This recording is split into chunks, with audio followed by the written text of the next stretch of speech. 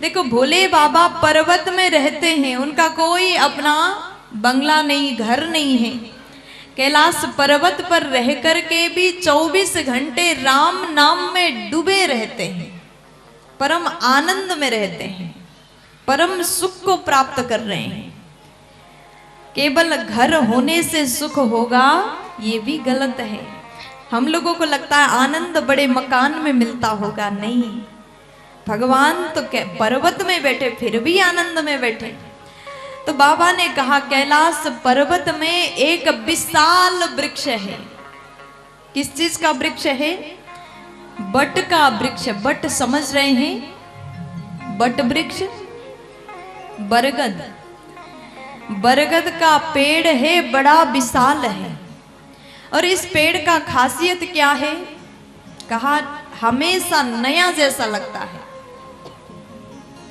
देखो कोई भी वृक्ष होता है, समय आने पर पत्ते सूख करके गिर जाते हैं, लेकिन कैलाश पर जो वृक्ष है, बरगद का जो पेड़ है, नित नूतन सुंदर सब काला, हमेशा सर्वकाल में वो नया जैसा लगता है। और भोले बाबा वही बट वृक्ष के नीचे बैठे। जब भोलेनाथ वृक्ष के नीचे बैठे तो आज भगवान परम आनंद में आ गए। पार्वती मैया की ओर देखा तो उनको मन में खुशी हुआ, इन्होंने तपस्या करके मुझे पाया।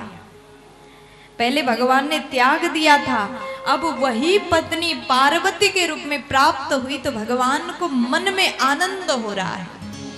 और जब आनंद भगवान को हुआ तो भगवान स्वयं अपने हाथों से बाघंबर बिछाते हैं। देखो भगवान शंकर कितने बड़े हैं, फिर भी अपने हाथों से बिछा रहे हैं। इससे हम सभी को ये संदेश प्राप्त होता है, आप जीवन में कितना बड़ा उपलब्धि कर लीजिए, कितने बड़े हो जाइए, लेकिन सहजता होना चाहिए। अपने काम स्वयं करने की अभ्यास करिए, हमेशा दूसरों पर निर्भर मत रहिए।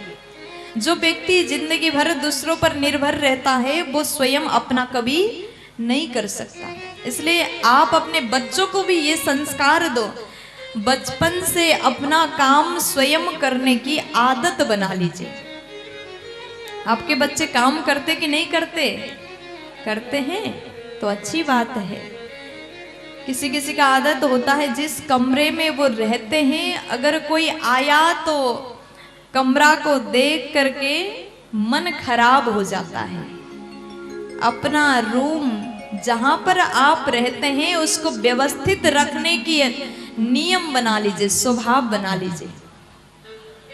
कुछ लोग जिस बेड में सोते हैं सुबह उठ करके तुरंत बेड से उठ करके जाते, अपना काम शुरू करते, बाहर चले जाते हैं, लेकिन जिस चादर को ओढ़ा उसको फोल्ड करके नहीं रख सकते। बचपन से आदत डालिए, सुबह उठते ही सबसे पहले अपने बेड को व्यवस्थित करने की। आपका ये आदत जब आप बड़े होंगे तब तक रहेगा, बचपन से नहीं डालोगे तो छोटी छोटी बात आप वृद्धावस्था होगा, बड़े हो जाओगे, नहीं कर पाओगे। इसलिए कोई भी काम बचपन से ही अभ्यास होना चाहिए। भगवान शंकर कह देते तो कोई भी गण आकर के आसन बिछा देता, लेकिन वो इतने बड़े होकर के भी इतने सहज हैं, स्वयं अपने हाथों से बाघंबर भगवान ने बिछा दिया। निज कर दासी नाग रिपु छाला, जैसे बिछाया और भोले बाबा उस आसन पर बैठ रहे हैं। कैसे बैठे? बैठे सोहा काम रिपु कैसे,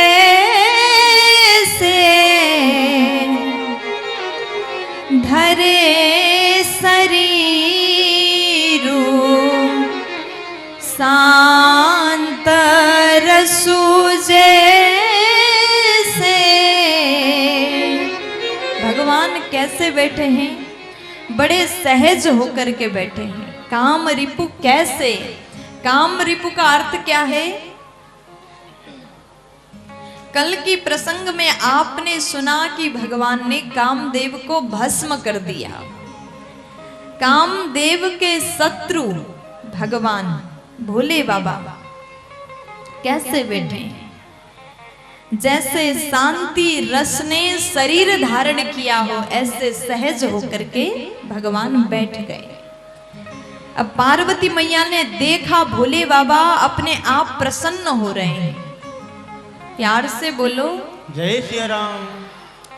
आवाज सही करिए भैया।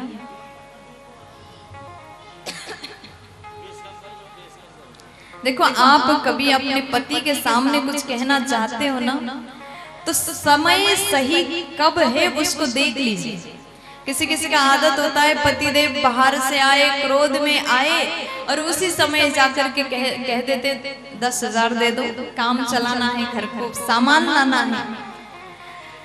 आप पति के मूड को देख करके कार्य करने की स्वभाव बनाइए। अगर आपका पति क्रोध में है तो उस समय कुछ भी बात मत करो। अगर आपका पति प्रसन्न है, मुस्कुरा रहा है, तो उस समय आप 10,000 तो क्या 1 लाख भी मांगोगे तुरंत जेब से निकाल कर देंगे।